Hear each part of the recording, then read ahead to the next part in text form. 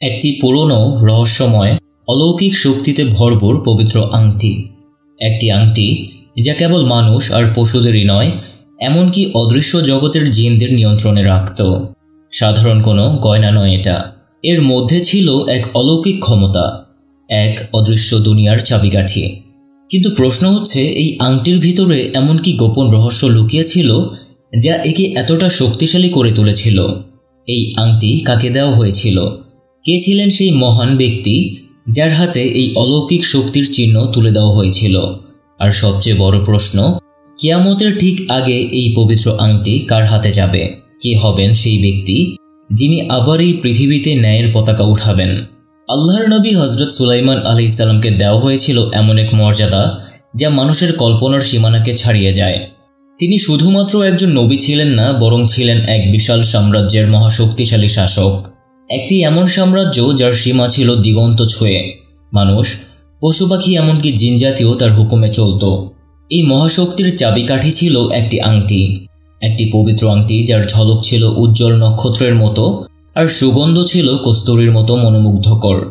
এই আংটিটি সাধারণ কোনো ধাতব গয়না ছিল না, বরং তা ছিল আসমানি এক নিয়ামত। বলা হয়ে থাকে এই আংটি জান্নাত থেকে পৃথিবীতে নিয়ে এসেছিলেন হযরত জিবরাইল আলাইহিস সালাম, আর সেই আংটির উপর ছিল হযরত সুলাইমান আলাইহিস সালামের এক বিশেষ মোহর, একটি মহামূল্যবান সিল যা শুধু তার নয় বরং অসংখ্য রহস্য আর অলৌকিক শক্তির প্রতীক ছিল। এই আংটির নকশা ছিল একেবারে অনন্য ও রহস্যময়। এর গায়ে ছিল 8টি কোণা, আর প্রতিটি কোণায় বসানো ছিল অমূল্য এক রত্ন যার নাম ইয়াকুত। এই নয়নবিরাম রত্ন শুধু সৌন্দর্যের জন্যই ছিল না, বরং প্রতিটির ভেতরও ছিল একটি রহস্য, একটি শক্তি। এই আংটির মাধ্যমে আল্লাহর দেয়া এমন এক ক্ষমতা হযরত সুলাইমান আলাইহিস সালামের হাতে এসেছিল, যার মাধ্যমে হাওয়াও ছিল হযরত সুলাইমান আলাইহিস সালামের আজ্ঞাবহ। কখনো কখনো হাওয়া তাকে নিজের কাঁধে তুলে নিত, আর তার রাজ সিংহাসনকে আকাশে উড়িয়ে নিয়ে চলত। উঁচু পাহাড়ের মাথা, গভীর সমুদ্র, সবকিছুই যেন তার হাতের নিচে নত হয়ে পড়ত। আল্লাহ তাআলা তাকে দান করেছিলেন এমন সব মুজিজা যেগুলো পৃথিবীর ইতিহাসে আর কোনো মানবের কপালে জোটেনি। তিনি প্রাণীদের ভাষা বুঝতেন, পাখির ডাক, পিঁপড়ের ফিসফিস, এমনকি অদৃশ্য প্রাণীদের কথাও। আর তার অধীনে ছিল বিশাল এক বাহিনী, যেটা মানুষের নয় বরং জিন জাতির। হাজার হাজার জিন যারা একটিমাত্র ইশারায় তাকে অনুসরণ করত। সবকিছু চলছিল অদ্ভুত এক নিস্তব্ধতায়। কিন্তু ঠিক তখনই এক অদ্ভুত ঘটনা ঘটল। হযরত সুলাইমান আলাইহিস সালাম যখন বাইতুল খালায় গিয়েছিলেন, তখন তিনি তার পবিত্র আংটি খুলে এক নির্ভরযোগ্য জায়গায় রেখে যান, পবিত্রতা রক্ষার উদ্দেশ্যে, যেমনটি তিনি সবসময় করতেন। কিন্তু সেই মুহূর্তের সুযোগ নেয় এক ধূর্ত জিন, যার নাম ছিল সাখার। সে নিঃশব্দে এসে সেই অলৌকিক আংটি চুরি করে নিয়ে যায়। এই আংটি তার হাতে যেতেই সে এক ভয়ঙ্কর ছলছাতুরির আশ্রয় নেয়। সে নিজের রূপ বদলে হযরত সুলাইমান আলাইহিস সালামের চেহারা ধারণ করে আর সাহস করে বসে পড়ে সেই রাজ সিংহাসনে, যেখানে একমাত্র আল্লাহর মনোনীত বাদশাহ বসার যোগ্য। প্রাসাদের অভ্যন্তরে কেউই বুঝতে পারল না যে এটি এক প্রতারক, কারণ তার চেহারা, গলার স্বর, এমনকি হাঁটার ভঙ্গিও ছিল অবিকল সুলাইমান আলাইহিস সালামের মতো। অপরদিকে প্রকৃত নবী হয়ে গেলেন এক সাধারণ অচেনা মানুষ। নিজের দেশেই তাকে কেউ চিনতে পারল না। তিনি এক গরিব একা পথিকের মতো জীবনযাপন শুরু করলেন, যার সাথে কারো কোনো কথাও হতো না। সাহায্য তো দূরের কথা, কিন্তু আল্লাহর হুকুমে সত্য বেশি দিন লুকিয়ে থাকে না। হযরত সুলাইমান আলাইহিস সালামের মন্ত্রী ও বিশ্বস্ত সাহাবাগণ খুব তাড়াতাড়ি সন্দেহ করতে শুরু করলেন।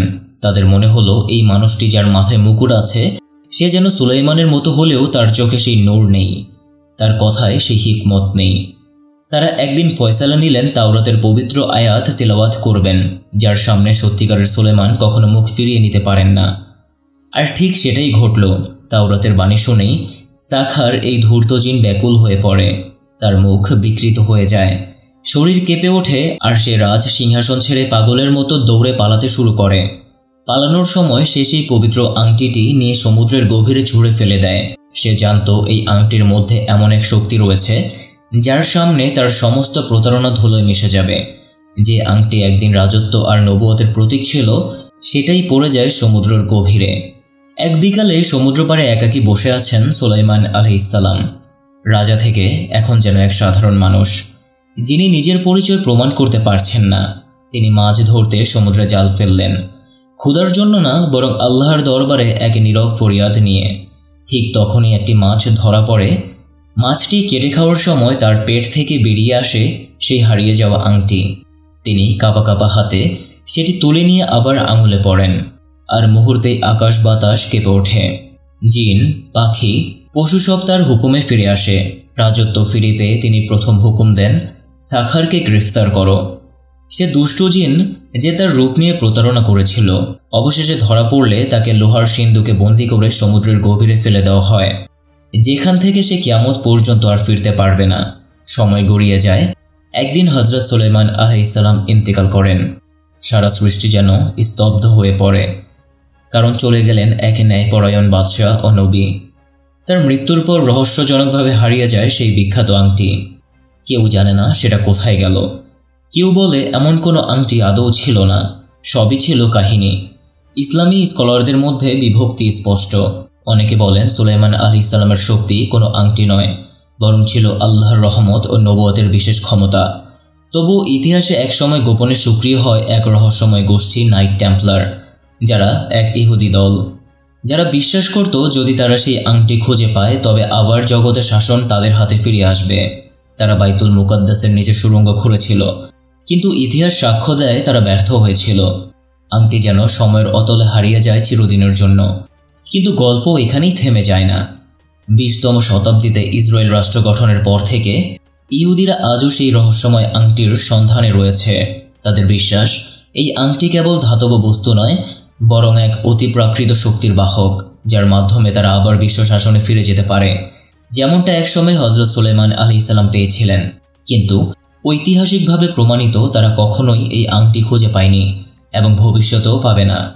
বলা হয় কিয়ামতের সময় এক মহাফিতনা আসবে, দাজ্জাল। তার হাতেও থাকবে একটি আংটি, কিন্তু সেটি হবে শয়তানের আংটি, যার সাহায্যে সে মানুষকে মোহে ফেলে নিজের অনুসারী বানাবে। তবে তখনই প্রকাশ পাবে প্রকৃত সুলাইমানের আংটি, যা থাকবে ইমাম মাহদী আলাইহিসসালামের কাছে। তিনি হবেন সেই সত্যের নেতা যিনি দাজ্জালের মিথ্যা ভেদ করবেন। বিশ্বাস করা হয় হযরত সুলাইমান আলাইহিসসালামের পর এই আংটি কিছু নবী ও পরে ইমাম আলী আলাইহিসসালামের বংশে পৌঁছে যায়। বর্তমানে এটি গোপনে ইমাম মাহদী আলাইহিসসালামের হেফাজতে রয়েছে। তিনি গায়েব অবস্থায় আছেন এবং কিয়ামতের পূর্বে আবির্ভূত হবেন। আমাদের আজকের ভিডিওটি এই পর্যন্তই। ভিডিওটি ভালো লাগলে লাইক করবেন, কমেন্টে আমি লিখে যাবেন, সবার সাথে শেয়ার করবেন। এরকম ইন্টারেস্টিং কাহিনী ও ঘটনা পেতে চ্যানেলটিকে সাবস্ক্রাইব ও বেল আইকনে ক্লিক করে আমাদের সাথেই থাকবেন। আল্লাহ হাফেজ।